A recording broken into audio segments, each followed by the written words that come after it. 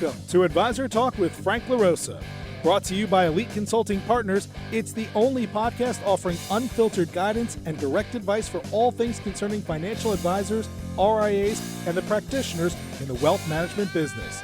Learn more and subscribe today at eliteconsultingpartners.com/podcast. And now, here's your host, Frank LaRosa.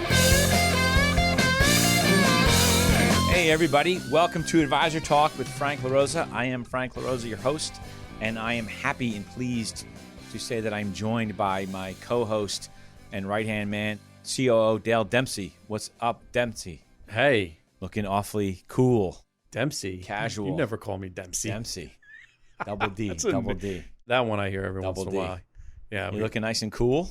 It's hot as anything in my office. I almost said a naughty word. Oh, no. That's okay. This is unplugged.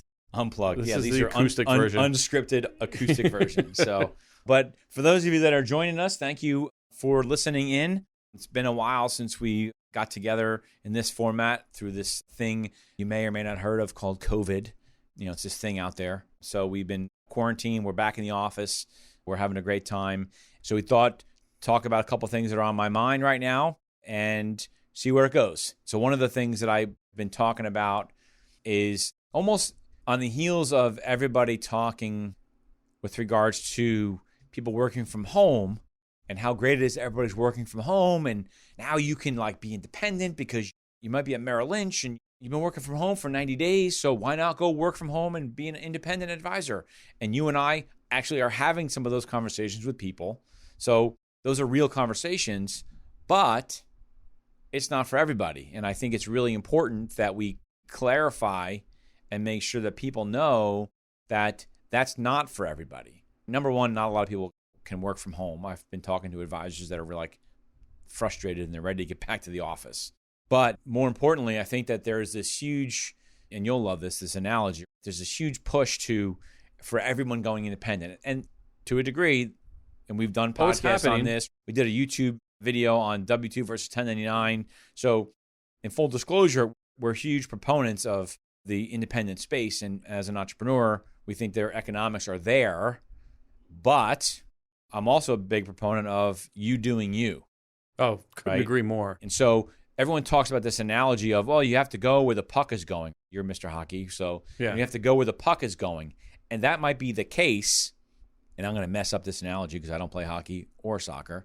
If you're a left wing and the puck goes to the middle of the ring, you're not supposed to go get it because you can mess things up, Mr. Hockey player. Yeah, well, yeah.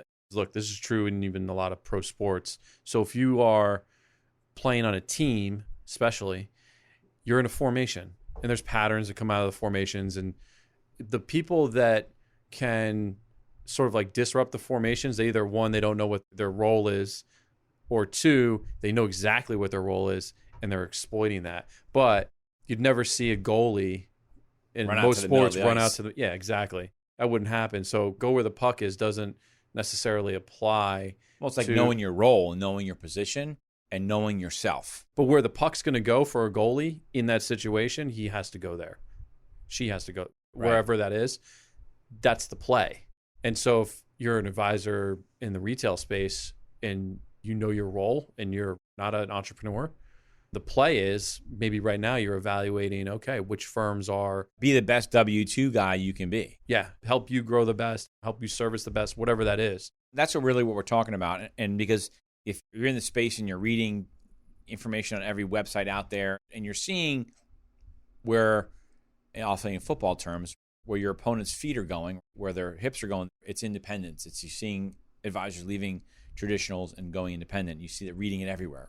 But what I want to get everyone to understand is it doesn't have to be that way for everybody.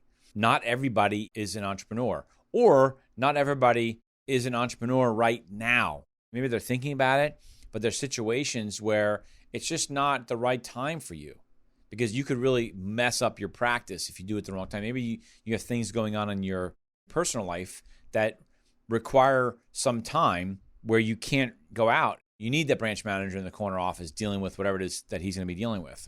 Maybe it's your personality. You don't want to handle the things that come up when you're running your own practice because you have to really be an entrepreneur and understand that you're going to go from a practitioner in an office within an office to a business owner, and there are different responsibilities that come with that, and maybe just not in your mental capacity at the time for a whole host of reasons for you not to do that. I see the more successful moves to private practice being advisors who start in the retail space.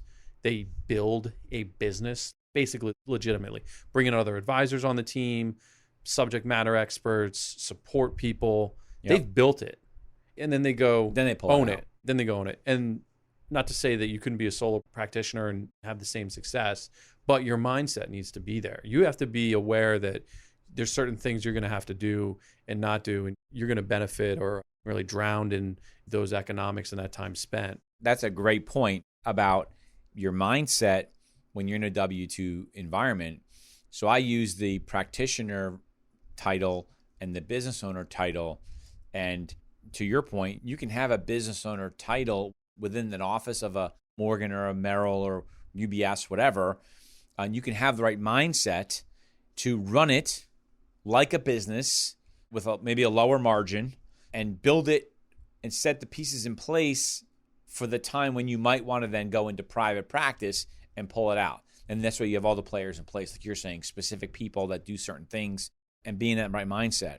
But sometimes it's a lifestyle thing. You just don't want to do it. That's cool. And so there's a cost value there in terms of understanding. If you've watched some of our YouTube stuff where we go over W-2 versus 1099, as long as there's an understanding that you know what you're leaving on the table and there's value there. You're saying, yeah, but the benefit that I'm getting from that cost is I get to leave at 4 o'clock because I love playing golf. And so I want to play golf, or I want to vacation, or I want to whatever it is. That's cool. As long as you understand that there's value there. But I just feel like there's so much talk and so much pressure. And look, even with us, we do a large percentage of our business is with advisors that we help go into private practice. A lot of those firms, by the way, we've talked about this on other episodes more in depth, but it is interesting to see how these firms that are more or less platforms are shifting quicker than bigger banking firms to give advisors options as far as their affiliation goes. Yeah. What do I mean specifically? If you go to a broker-dealer, a quote-unquote independent broker-dealer, there's a higher probability now that there's going to be a W-2 model inside of there or something very similar to it, even if you're a 1099. And that's happening at a faster rate than the bigger banks saying, well, we're going to offer our custodial service. Like I can't see Merrill Lynch saying that to a broad array of advisors anytime soon. It's easier for an independent firm, and I know of one in particular that I did some consulting with, and I can't divulge the name. It's a big independent firm that they are rolling out a W-2, not a sort of like W-2, a flat-out W-2 option. It's an independent broker-dealer, and they're going to have a W-2 brick-and-mortar, W-2 taxes, all that stuff option because they recognize that there's a need for the W-2 space, but with the mindset of an independent broker-dealer, with a mindset of give the advisor that has the entrepreneurial thought process, wants to market their brand and all that stuff, but just can't pull the trigger on W-2 for whatever reason. Let's give her what she wants. Let's give her that. That's an option. Otherwise, I heard a really smart person recently.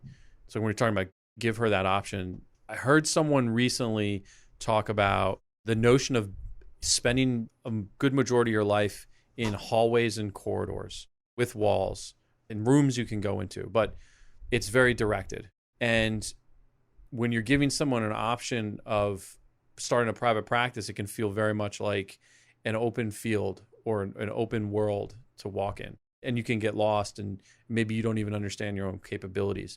What these firms have figured out is you can have sort of like a mix of the two. Maybe the analogy is like tent. Now you can have a tent that you can go out in the world when it still feels like you've got four walls, but I'm laughing to myself because I'm actually, and hopefully she's not listening, but I'm actually thinking about when my wife, when we got engaged, this is almost 25 years ago, or actually we'll be celebrating 25 years in a couple months. So like 28 years ago, we got engaged and we went to go pick out like your formal silverware. And we went to I guess it was Neiman Marcus at the time or something, some big store like that. And we walked in, and there was literally like 200 options. I remember those days. I was like, oh no, this is not going to be good. And there were so many options that she just couldn't make a decision. And so it took forever, and it was stressful, and it gave her anxiety and all that stuff. That's like being independent. There's so many options. It could be a problem. On the flip side, we then go and we go to pick out our normal, like everyday stuff. And we went to Williams-Sonoma, and there was 4 choices. We were in and out in like 20 minutes. And we still use the same stuff 20 some odd years later because we loved it. And so that's like the analogy of sometimes it's good. Sometimes having a ton of choice is not a good thing. Yeah, that's a great analogy. But being in the right, but we knew in that scenario by going to Williams-Sonoma, we're going to get high quality product. It's most likely going to be really good. And we're okay with the 4 choices that they offered. And that's very much like working at a wirehouse firm or regional firm. Doesn't say wire, but W2 regional, where you accept what they have and what they don't, who they are and who they're not, because it fits you. And you understand that because you just don't want to make it more complicated than it needs to be. There are some firms out there, even on the independent space, that I call it shiny objects. They have all these shiny objects. You can have this and that and all these other things, and it's awesome. And we're going to charge you for each one of those things. It's all put in the price, and we're going to charge you for it. But the reality is the advisor's only using about 10% of what they're paying for. Right? So in some cases, yeah, I see that happening. And then the other thing, I think really why this is coming up also is because I get this sense, and I say this often, that the more things change, the more they stay the same. 2 years ago, UBS said, oh, they're going to stop recruiting. Morgan Stanley said, oh, they're going to, that'll recruiting again. Guess what? I said to you, you'll see. They'll be back. Oh, they're back. And they're back. And they're good platforms for the right advisors. And so they're getting back into the space. And I just feel like there's advisors out there, and if you're one of them, that you might not be happy with the situation that you're in at whatever firm, and all you're hearing about is this independence thing, that there are other solutions, that there are good things about some of these other different firms. I'm not going to sort of play favorites or pick winners and losers because everything is a little bit different based on your individual practice, your personality, your market, all those kinds of things. But I just get a real sense that some of these firms are back in the space. Protocol is sort of, even though some of these firms are not in protocol, you're not really hearing much about it anymore because it's really hard to pin them down. If you go into a firm that's a non-protocol firm, they're working on handling how to deal with that when you bring your clients over. So it just become almost like a non-event. You don't even hear about it anymore. But I do see some things happening in the space that some of these firms are getting really aggressive with their deals. Again, I want to sort of divulge some of that information, but some of these bigger firms are coming back to the table with a checkbook. Candidly, they need to, and I know that they need to, but I don't want to say that I told you so because I didn't know that interest rates were going to go to zero. But when interest rates go to zero, it really comes down to this race and this hunt and this fight for AUM, and it's just difficult. No matter how good your advisor workforce is that are in your offices, you're only going to get a handful of them. It's this 80-20 rule. So 80% of your new assets are going to come from 20% of your advisors. And same thing with revenue. And so it's very difficult for those 20% of those advisors to bring in the amount of assets that these firms need to continue to grow the business, because people forget that you might move in $1 million or $2 million or $5 million of a client's money, but they're spending that money. It's going out the door. That's why they talk about net new assets.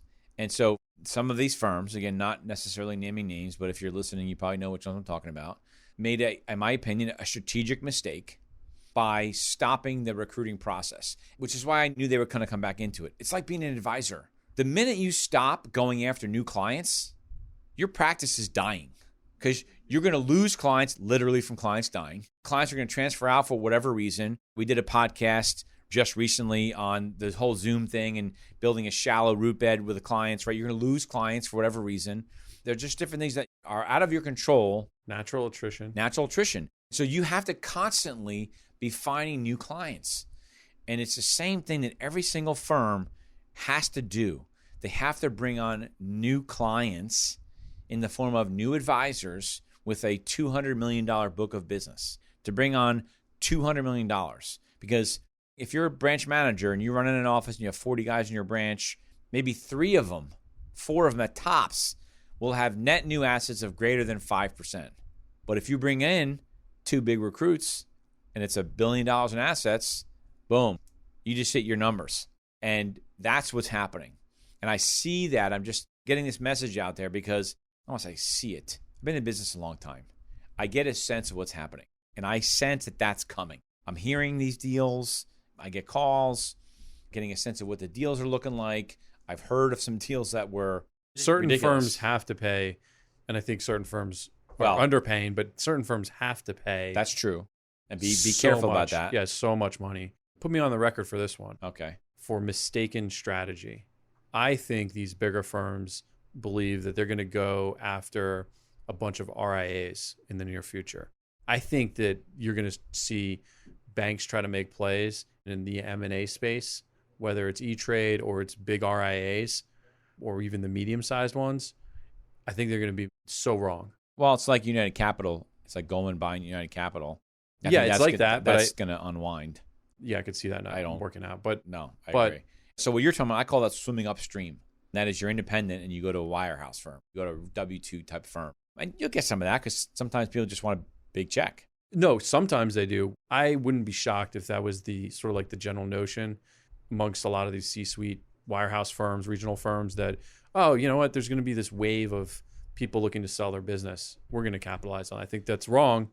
Good. I was going to say, I'm glad you say that because I was going to say, well, I'm going to disagree with you on that one. I agree with you on that they're going to be wrong. They're going to be wrong. If that's what they're thinking, and I'm guessing that's what they're thinking. Yes. I'm not saying that's why Morgan bought E-Trade, but stuff like that will happen.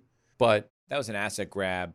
We'll see. But there's not that many of those. But clearly their minds were there. My point is, strategic mistake. I bet you they think, oh, now we can just go replicate that. Right. I don't think not so much.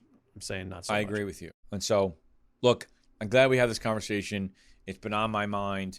And the reason why we call this thing Advisor Talk is because I think these are the things that advisors should be talking about or are talking about. And I consider myself still an advisor. I grew up in this business. It's all I know. And I just see it coming. And I just want to let everybody, not forewarn, but just be ready. If you're out there and you're not happy with the situation that you're in, there's lots of opportunity right now. I think, candidly, this COVID thing has been an interesting blessing in disguise. Some of the clients that we've moved during this period of time have had a higher success rate of moving their clients because they know where all their clients are. Pair that with 0 low interest rates. Firms are desperate for big assets. And so if you're one of those advisors and you have big assets and you're at a W-2 firm and you're not ready to sort of be an entrepreneur, you're not ready to go where that puck is, now's a great time to candidly hit the bid, look for a good firm, do it the right way, give us a buzz. You can email me at frank@eliteconsultingpartners.com or dale@eliteconsultingpartners.com, and we'll help you identify the right opportunities. There's a reason why we work with basically every firm out there because I think that not everybody's cut out for independence. I think that there's a whole world out there that you can be just as successful, and there are plenty of them that are multi-million-dollar producers in the W-2 space because they know what they are and they know what they're not. And so that's what I'm going to talk about. We appreciate you joining, listening in on our conversation. If you have any questions, again, shoot us an email, DM me at franklarosa.elite on my Instagram. Look me up on Facebook. Don't forget to like and subscribe to our podcast. Go to our YouTube channel, Advisor Talk with Frank LaRosa, and come back again. We love having you. We got great comments, great suggestions on topics. Keep those coming. We like to try to get these things out on a weekly basis. Doesn't always work that way, but we're back in the game. We're back in the office. And we look forward to our next conversation. Thanks a lot. Love you guys. We'll talk to you soon.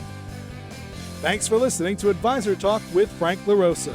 If you're looking for more advice or solutions on any topics in the financial services industry, or you just want to subscribe to our podcast, head on over to eliteconsultingpartners.com/podcasts.